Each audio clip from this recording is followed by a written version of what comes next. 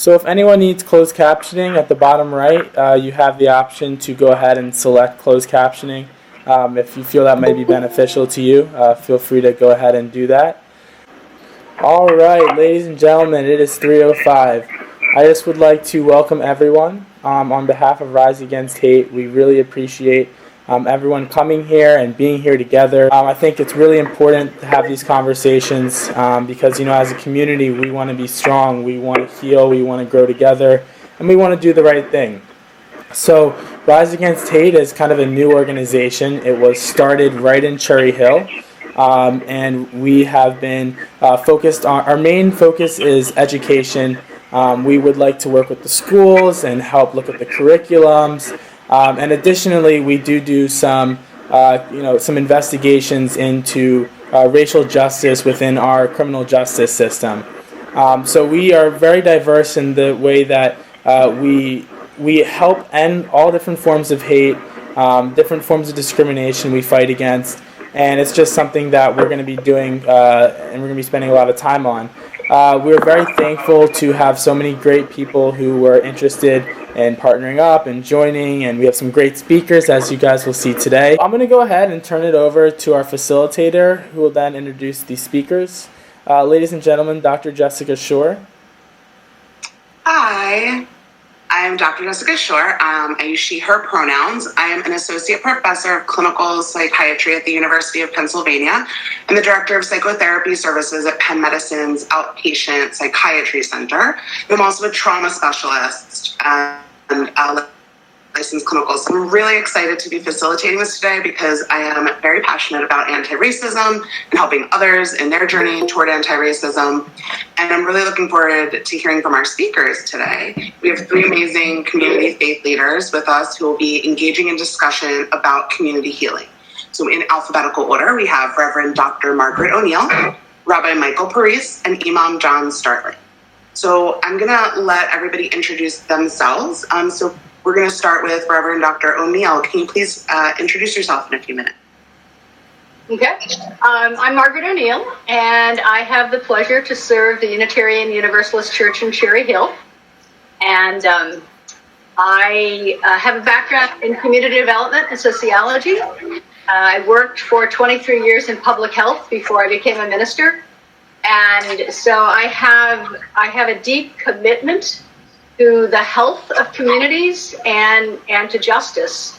It comes out of my background as well as my current ministry. And as a Unitarian Universalist, one of our primary areas of focus is anti-racism. And so we're working in the congregation to help deepen our commitments there.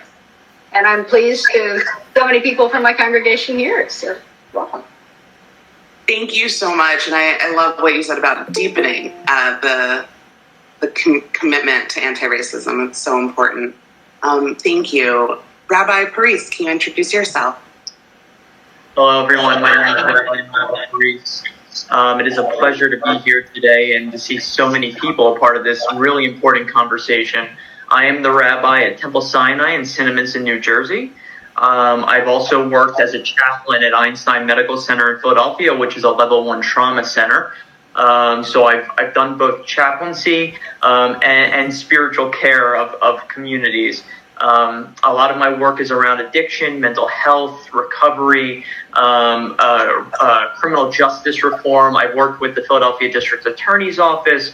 I've worked with the Mayor's Office for faith-based affairs. So I've done a lot of work in the city regards to criminal justice reform and addiction and mental health. And we're hoping to continue that work in South Jersey, where there just seems to be so many people who are eager to really begin a conversation and engage in the activism and advocacy of this work. So it is a pleasure to be here. Thank you so much. And now, Imam Starling, can you please introduce yourself? Sure. My name is John Starling, and I am the Imam and Director of GCLEA, which is the Gracious Center for Learning and Enrichment Activities. That's long for Cherry Hill Mosque, which most people refer to us as. I've been in Cherry Hill for almost 10 years now, serving this community. I have of course, this is a great pleasure to be with you here today. I've had the pleasure of serving this community and several other communities. I've also traveled around the world extensively in comparison to others. I've lived in Saudi Arabia for about 8 years. I spent 6 months in Tanzania. I visited the Gulf area. So I hope I can offer something to the conversation. I've been interested in equality and race relations since my time at North Carolina State University, my undergraduate degree, which was in business, not in religion. That came later. So it's always something that I try and incorporate in my preaching and my teaching here to my own community. Thank you. And thank you all for being with us today. As the facilitator, I'm going to be posing some questions for discussion. We have about 30 minutes, so I will ask that you excuse me if I have to interrupt so we can move on to the next. But I guess for the three of you, what does racial justice mean to you? Who would you like to have start? I think I could ask each of you individually. I think it doesn't need to necessarily go in order. So if someone has an answer that they would like to share, Reverend O'Neill. I can take a stab at it. Great. Unless Reverend O'Neill would like to, by all means. I'll go second, okay? And then we can just keep round robining. Awesome. Yeah, that's a really great question. I think a really foundational question. What racial justice means to me is first off an awareness of the ways that our country, since its inception, has used forms of systematic racism. Since its founding has been how do we say oppressive in regards to different minority races. So there's an awareness that this has existed since the foundation of this country. And not to say that this country hasn't also actively worked against racism throughout its history, but it's a tension and it's a balance. So there's an awareness there. And then the second part of that is really wanting to see that injustice healed. It's really trying to figure out where are these systematic oppressive and racist policies that have been enacted, where have they been closed, and where do they still linger? A lot of people think, slavery ended in the Civil War. Segregation ended in the Civil Rights Movement. Everything's better now. No, that's not true. There are things that still linger on today that have been affected by those social policies that we need to heal and that we need to work on. So I think it's an awareness, but also a call to heal the injustices that we've seen in our society. And I'll piggyback a bit. Yes, it is about awareness and it's about healing. To me, racial justice is also about culture. Culture meaning the complex mix of beliefs, values, practices, laws, and enforcement. And to achieve justice, individuals and groups with any background or heritage must be perceived and treated with equal regard for human worth and dignity. So it has to include equity as well as equality. And to bring about racial justice must include reparations for past harm, restoration of wholeness for communities, as well as more changes into the future. So I think that in this country, racial justice, achieving racial justice must imply a deep cultural shift that begins with individual understanding and acceptance of a different reality than we were taught, and that extends into the political, economic, and legal systems of the country that currently hold our systems of privilege and supremacy in place. Over to you, John. All right. I think after the rabbi and the reverend, we can all go home now, or we could stay home and just call it a night. I appreciate I appreciate, but I will certainly add, because I think it's important that there are some common themes here among our faith traditions, and that's where my understanding of racial justice stems from. And so I want to address it directly from that perspective, which I'm sure that you all will not mind. So our tradition is one in which we believe in God, and God has many names and qualities, and one of his names is the just. And in this divine context of being the just, it means the one who is not affected by partiality in a manner that would render unfair or oppressive judgment. And according to our faith tradition, God has afforded us, and this is kind of getting to my definition here so you can understand where I'm coming from. God has afforded us basic rights that are necessities to live with, like the right to secure faith, the right to preserve one's life and wealth, the mental faculty, to the right to have a family and protect your family. Those are all basic rights in our tradition. And so racial justice would be equally affording others their rights regardless of their race. And this also includes the restoration of any rights that were oppressively denied. Yeah, I'm hearing a lot of similarities, which is, you know, as we talk about these three different faiths that have not always seen eye to eye, I think this is an area where, you know, there are a lot of similarities in how we're looking at this and how important racial justice is. And so, you know, I'd also be interested to know, what are the biggest hurdles you believe we face toward racial justice, and what can we do to help overcome those challenges? What do you think are the first steps to healing in the community, especially after we discover, right? Because it's not necessarily that these haven't been happening, but when the community is actually discovering that an injustice has occurred, how do we heal? Then we Great. So I think these are two different questions. I think for the first question, what are the biggest hurdles? I think the single biggest hurdle that has to be addressed is the lies that have been imposed on American society. We know that race is a culturally imposed fiction with no basis in genetic science, but culture is self-perpetuating and it's passed on through generations and social networks. So I think we have to begin by correcting the historical narrative, and there are some great resources out there now that people can learn from and really help people understand that huge injustices were done in the name of power, in the name of greed, beginning with slavery in the 1600s, but with roots that reach back long before that. And even our faith traditions have been bent in service to those systems of privilege and power. And so we need to heal within, and we need to heal society. And then I think for the second question, I think for community healing, I think we have to start again with truth.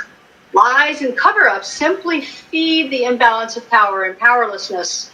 And the truth is complex, and we need to engage with the fact that the truth is not one thing, it's not unidimensional, and people do commit crimes, people do behave in ways that challenge the laws, and often with people of color, the reprisals, the response is disproportionate to the offense.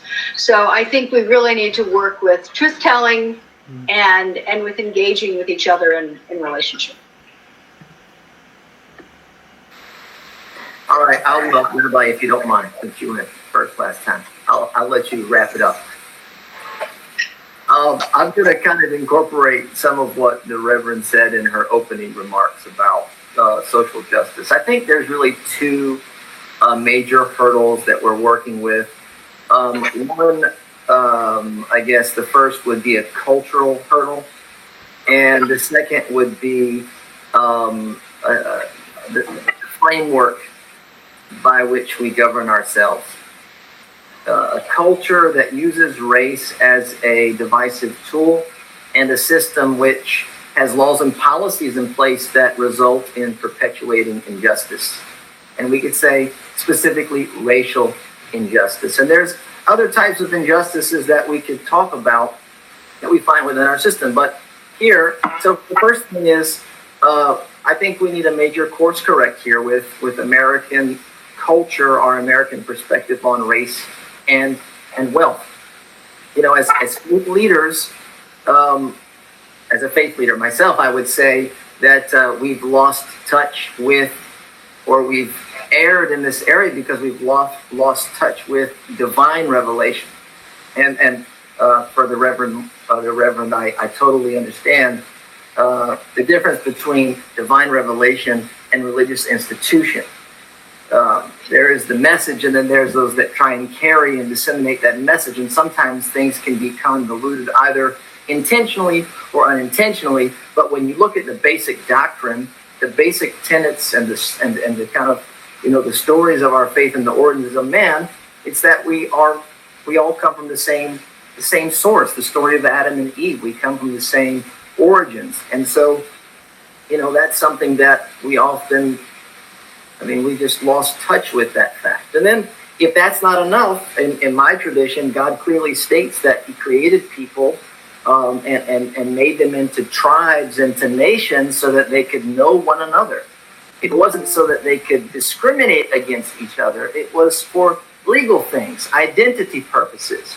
Our law deals with inheritance and it deals with other types of things. And so, we have these identity markers in order to stand as individuals or collective groups where, we can live with each other. So, that's a cultural part. The legal system, I'm sure we would all agree with here.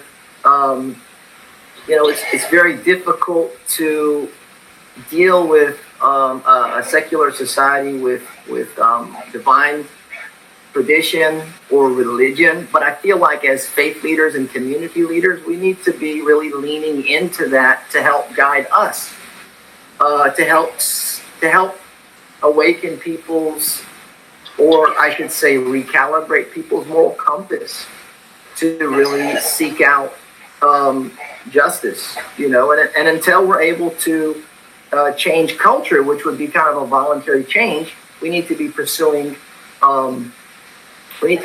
legislation and policies that can help eradicate some of this evil.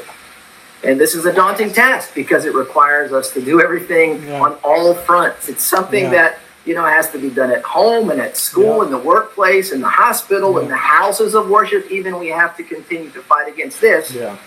And in our government. This is something that I consider to be a divine directive that we try and change the evil by force if possible. If we're not in a position to do that, then we speak out against it. And if we've been silenced or we don't have that platform, many of us don't, then at least within our own hearts and our own souls, we disdain that very thing and will not stand for it to pass. For the second part, which I'll keep it very brief because the Reverend did a very good job here with the first steps to the healing process, I think there needs to be an awakening on the part of the oppressor.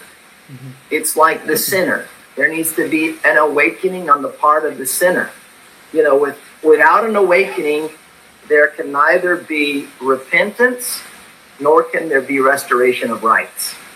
And without that as the first step, I don't think any healing can begin. The wounds will not heal because they're constantly being ripped open without that.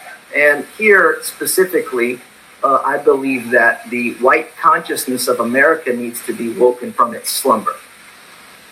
Many people are heedless to the realities that minorities face. They're too cozy in their own beds, if you will, that they made themselves or have inherited from their ancestors, or they're afraid that change will come at the cost of their own privilege. Yes. So we hear a lot of things right now about whose lives matter. And honestly, when I hear some of them, all I hear is heedlessness. We can't respond to Black Lives Matter with all lives matter or blue lives matter. When we know those lives already matter, it's very crystal clear to us that those lives are secured and they matter. But we're dealing with the lives that are suffering. So that's where I think we need to start. We need to act as alarms. We need to act as blaring alarms to wake people up to the crisis that Black and brown people in the country face every single day. This is a systemic crisis, and it goes beyond policing. I know that's what some of the stuff that we're going to talk about, but it is in every aspect of life, from the cradle to the grave. Black and brown communities are dealing with injustice in a manner unfamiliar to many, many white people. I just want to say that those were lovely answers, and I don't want to retread on territory because I think they covered so much great ground there. But I do want to say that, we have to be aware of also our own places and spaces that we are encountering, and that we have to be willing to raise up minority Black voices and realize that even in this space, we have to be, how can we do better? Where is that area where we could be pushing even ourselves? Because sometimes I think we often think, oh, this is somebody else's problem. Other people are racist. I'm not racist. I have no work to do. We have no work to do. We're the good people. Well, no, we all have work to do. We are socialized a certain way, and so we can't be afraid to confront those hard truths. But I think there's also two practical things here about that I encounter on a daily basis that I think is a hurdle to achieving racial justice. And that's one is a lot of people think that there has already been forms of racial justice in this country and there doesn't need to be any more. I hear this quite frequently. There was slavery, there was, oppression, but we did all of the things we needed to do to solve that. No, we didn't. Not even close. We haven't, I heard reparations was a term that's been thrown out, and that's a broad term, but we haven't even begun to talk about reparations as a country, let alone to make up for the past injustices that we've inflicted upon people. So that's one thing. And practically speaking, we kind of see this issue now politically and not morally. And that's both scary and heartbreaking. That when racial justice becomes a political issue and not a moral issue, we're entering dangerous territory. And that gives a whole lot of people in this country protection to shy themselves away from actually facing the hard truths of what we're talking about here, that this is a deeply human, interpersonal and systemic moral dilemma that not only people of faith, but people of good conscience need to call themselves to heal themselves, to heal society, and to make us all whole.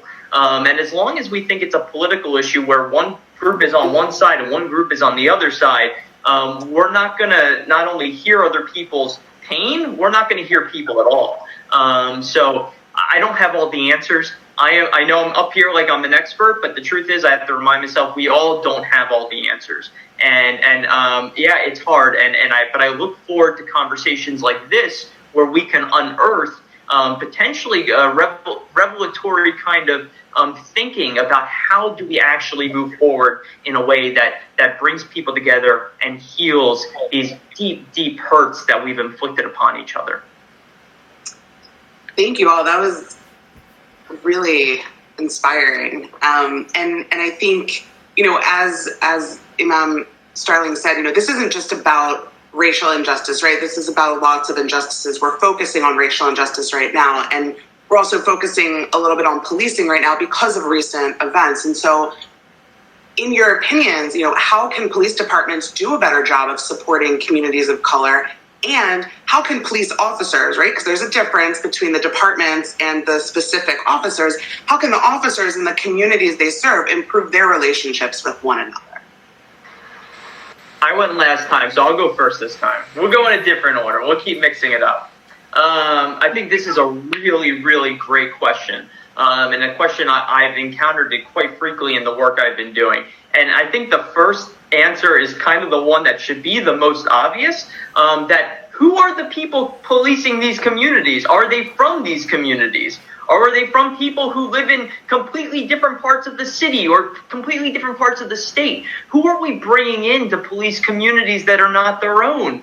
Who don't have relationships, that maybe have unintentional biases towards certain groups of people? If we're going to be bringing people in from outside certain communities to police those communities, that's no longer policing. That's like an occupying force that is now doing the work of a state that doesn't benefit the people that they are supposedly protecting and serving. So that's the first thing. I actually think we have to get back to community policing. We have to encourage people from their own communities, not only encouraging them, but to empower them to step up so that they can police themselves the way we all would hope to police our own selves, in a way that is equitable and fair. That's the first first thing. And the second thing is that we are all falling off emotional cliffs in this moment of COVID. People are not getting the support they need. Police officers more than most. And instead of demonizing police officers, and I will be critical of the police departments when it is right to do so, and I am frequently, but I won't demonize them because they are just people. They are just people, and they are people sometimes who are ill-trained and who are not emotionally equipped to handle some of the incidents they encounter. And so, as a pastor, as a chaplain, I would love to see more pastoral care and more chaplaincy for our police, because the worst thing we could do is send them out into the world full of rage, full of bias, and full of hate. And that's a dangerous proposition for people out who are more targeted than most. So I think it's a combination of wanting to bring community policing, and that's a broad term, but there's a lot to that. But also, really getting to solving some of the more pastoral and emotional challenges the police are facing in this moment, so that we can protect people in many different ways. So I'll go next this time. I echo what Rabbi Parisa said. I think that notion of the police as an occupying force is actually grounded in their history, as the policing in this country started with the slave patrols back in colonial times, and their whole purpose was to control the other. And I agree with the chaplaincy and the pastoral care. I also think that police have to be well trained in communication, in recognizing functional disabilities in people that they may misconstrue as violent tendencies, and that they need to create teams with other professionals who specialize in those skills in those areas. They must be skilled in de-escalation rather than escalation. It's much too easy to fall into escalation. So de-escalation is a whole skill set. And so I think if police can come to see themselves as part of creating and supporting productive community institutions, nurturing adults and children into wholeness, and really move into relationship from that stance, I think that big changes can happen. And over to you, Imam Sterling.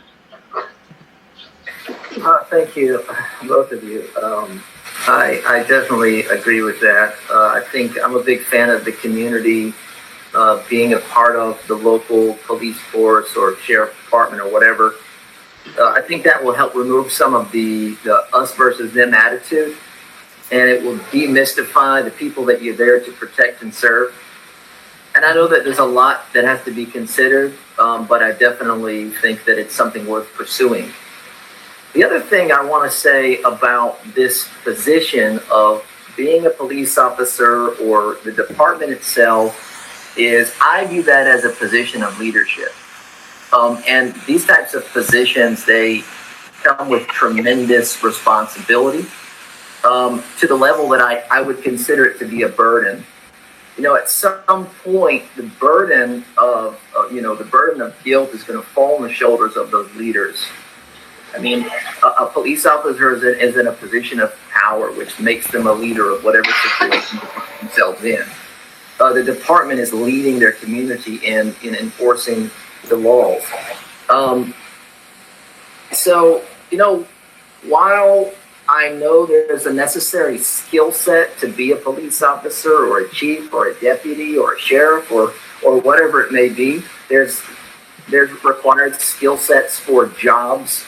There's also certain character traits that are needed to discharge that type of duty responsibly. I don't know about everyone here, but my job as a community leader, when you find a mosque having a job posting, they give you those basic skill sets, what you need to know to perform your duties, but then they have these character traits that they're also looking for in a community leader.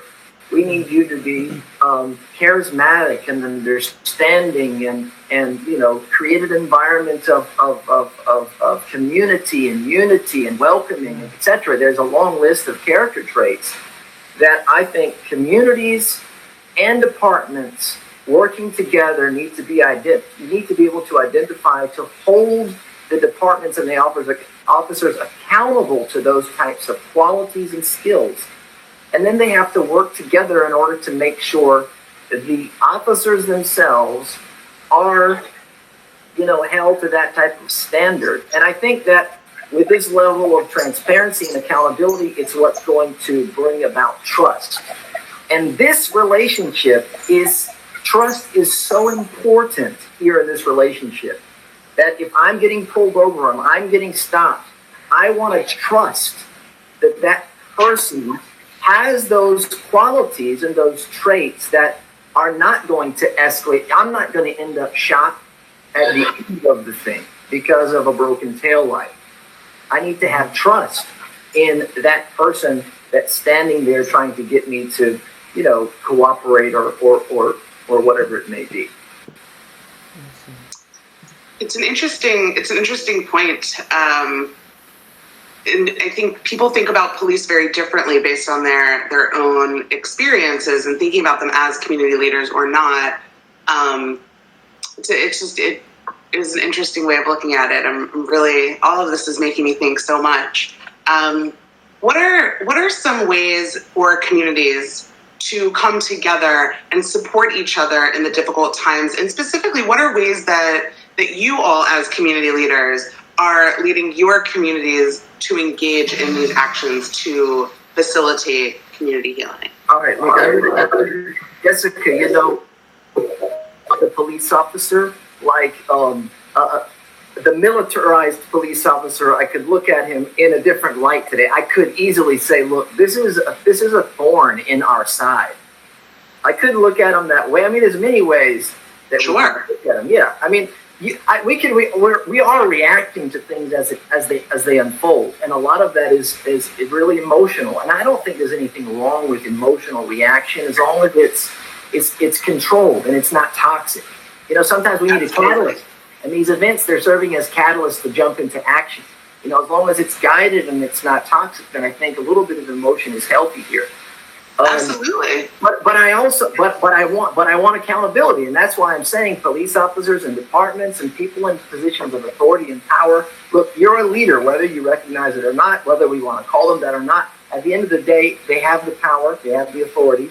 Those are what we, in my tradition, would consider in positions of leadership. Yeah. And so I'm saying, look, because of your position, by default, your shoulders have to be broad enough to carry a lot of the burden of what the outcome of the situation rests on your shoulders. And I think the Reverend was talking about that with being able to de-escalate as opposed to escalate.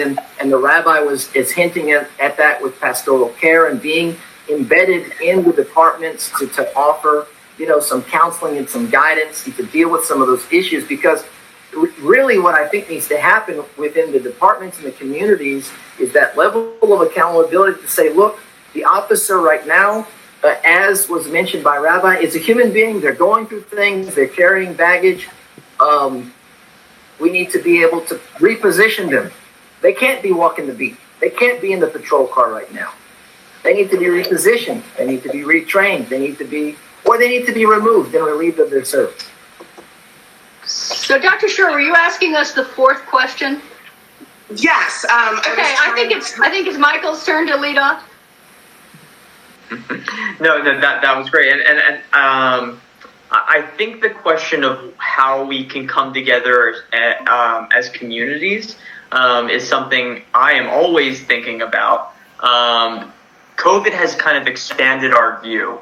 It's kind of, as much as we are isolated in this moment, it has enabled us to realize that we are all in this together and that we have an opportunity here to come together to do some really great work.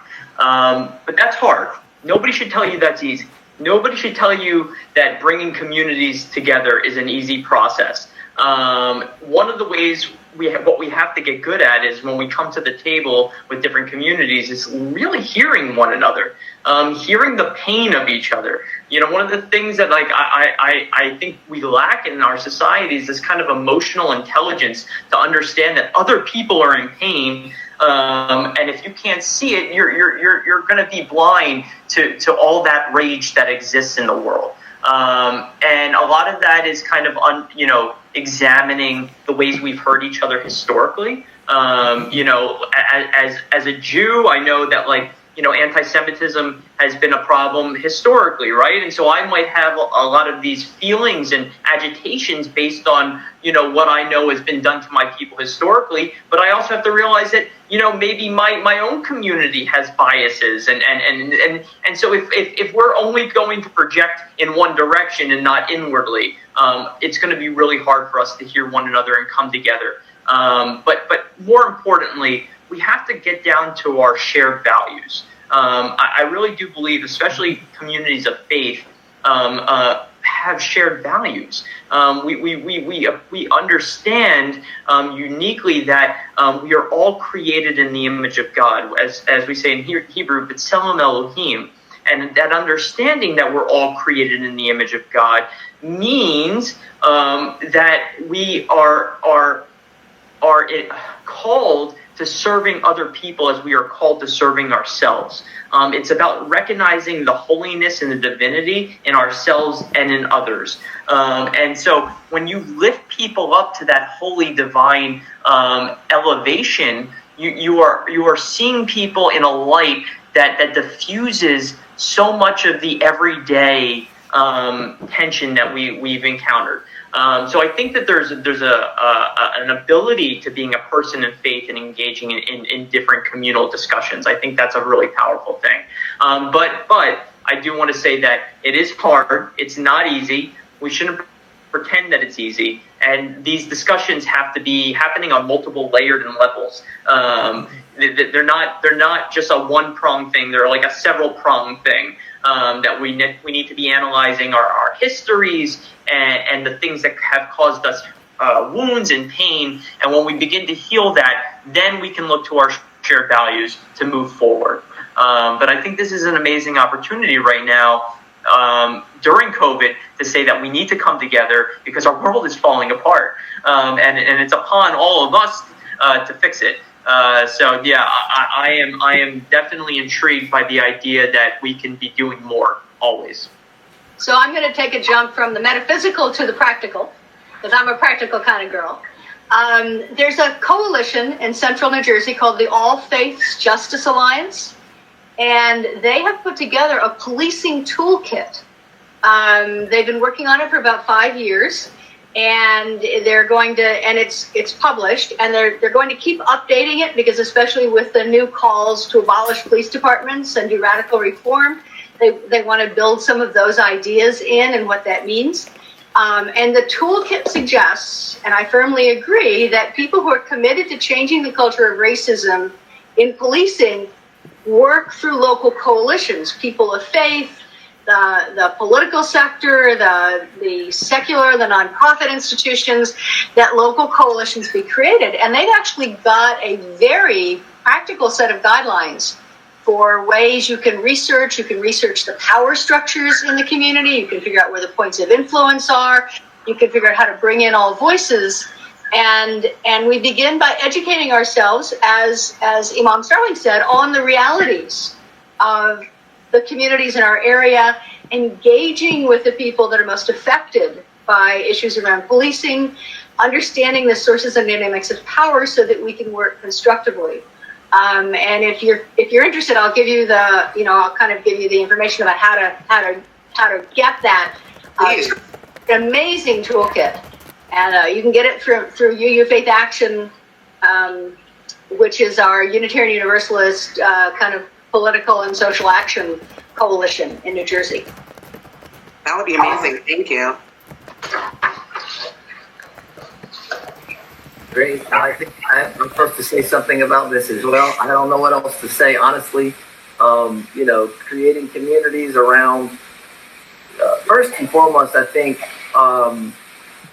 communities, belonging to a community is one of the greatest assets that houses of worship provide to the people they serve. It took me a while to figure that out. I realized I'm not the greatest asset of my community. It's the community, just be able to belong, because the potential that we have when we're together is so much greater than we have just as individuals. And I think that's what's needed here is to take our individual communities, you know, whether it's a faith-based community or a different community, is to find those bonds that pull us together. And it doesn't have to be for every single thing. It can be for the most important things, like, this is a very important topic. And then we have to, I loved what the rabbi said about addressing people's needs in the way that they want them to be addressed. Our faith teaches us to love for our brothers and sisters what we love for ourselves. And when I'm hurting, what I love is for someone to help me in the way that I need to be helped. You may need help and cope with things in a different way. I don't want you to come and do that for me. I want you to listen. And I want you to help me how I need to be helped. And I think that's a big part of it. And so practically speaking, to the point of the Reverend, how do we do that? There are opportunities abound. Even during COVID, there are opportunities to get involved, whether it's online or in person, of course, following whatever, risk mitigation you want to follow. And one of those opportunities we took in my community, just a handful of us, to visit Camden County, I should say the city of Camden. We're in Camden County in Cherry Hill, but to visit the city of Camden, there was a town hall meeting that was organized in partnership with Faith in New Jersey and some of the local organizations there to talk about policing. And, they were talking about the residents. There were residents of Camden and what they were going through and what they wanted to see from the, it's not the city's police department, it's Camden County Police. And I'm in Cherry Hill. I have my own police department. I have Cherry Hill, the police department. I don't have Camden County Police Department coming to Cherry Hill. So I'm there to help Camden City residents with whatever it is they think needs to happen. So I'm there not as a speaker. I'm there as a person to learn and to be a voice that can support that. And that's where the community power comes in play. Basically, not trying to, carry our framework and reinvent the wheel at every community event or organization that we go to. Sometimes we need to be the leaders, and sometimes leaders need good followers. And we have to be good followers at times in order to push things along. Yeah, those are great ideas and really important to remind everyone that this isn't just about, this is about what we can do as communities and what we can do within ourselves and our own lives, but then also coming together as a community because, like you were saying, Imam, that is the beauty of what we can do is coming together and doing it together. It makes such a great impact. I was not a great timekeeper for this. I just got so engaged in what everyone was saying. So I do want to skip to question 7, and we'll also have time for you all to say a little something if I missed anything important. But to conclude in a positive and healing way, what are some of the things that you all are hopeful about or grateful for during this time, specifically this time of racial uprising and the acknowledging of what is happening in our country, and also during COVID? So, Michael, you want to start? Yeah, that's fine. I love being offered to answer. Yeah, that's a great question that since I received the questions I've been grappling with. Because we live in a time of hopelessness. I mean, there's not a lot to be hopeful for, and yet conversations like this, people out marching in the streets, protesting, gives me hope. People are starting to wake up. People are starting to take it upon themselves and realize that if I don't do something about this, nothing is going to change. And that spans like the age spectrum. People are realizing at 70, people are realizing at 13 that they all have a role to play. And I'm hopeful that with so much darkness in the world, that a little bit of light shines really brightly. And one of the questions we were going to get to is, why are we so reactive? Why do we see the hurt before we see the good? And I believe we're overstimulated with a million different things in our current iteration of life, with social media and media in general. And we don't know, we can't take it all in. And I think we all need to take a deep breath. We need to center ourselves in our houses, in our communities, in our houses of worship. And we have to realize that we are all suffering, but there are needs that need to be dealt with right now. And there's no better time than right now. And that we are all called to it. It's not for somebody else to do it. It's for you to do it. And I will be there, not as a leader, but standing side by side with everybody else. And so I really appreciated what the Imam was saying, that sometimes people look to us as leaders, and that's part of the role, but we are all here just to share our truth and to share our voices. Everybody needs to be a leader. And I've been seeing that daily, and that's what gives me hope, truly. It's a beautiful thing. I'll go next, and then I'll let John have the last word, if that's okay. So I am deeply grateful for the work of my own faith movement in identifying the move to being actively anti-racist as the most crucial, one of the most crucial issues facing us today. And I'm deeply grateful for groups like the All Faiths Justice Alliance and UU Faith Action, who are creating pathways for community groups to say, okay, I can do step 1, I can do step 2, I can do step 3, because the only way you can eat an elephant is one bite at a time. You have to have a place to start, right? I have been told that analogy is cruel to elephants, so sorry about that. I'm deeply grateful for those who are on the front lines, who are doing the work of community agencies and groups, who are striving every day to shift the reality for individuals. We heard this morning in our worship service from a representative from Pure for Camden, and there are people out there on the front lines who are going one person at a time and making a difference. I'm grateful for community. I'm grateful for police departments that are struggling with change, and for community police review boards who are working to build coalitions and connection in their communities. And I have to say, I'm grateful for this congregation that I serve, the UU Church in Cherry Hill, and I want to find out more about how we get involved in rising against hate, since you have a bulwark here. But I love the people in my congregation, because they are committed to this work to move us all in the direction of creating an anti-racist society, one mind, one heart at a time, as we come together in community. That's awesome. So just to wrap it up, I'm hopeful that we will all embrace the opportunity here as an opportunity, and not as a hopeless burden. That we're having to suffer through.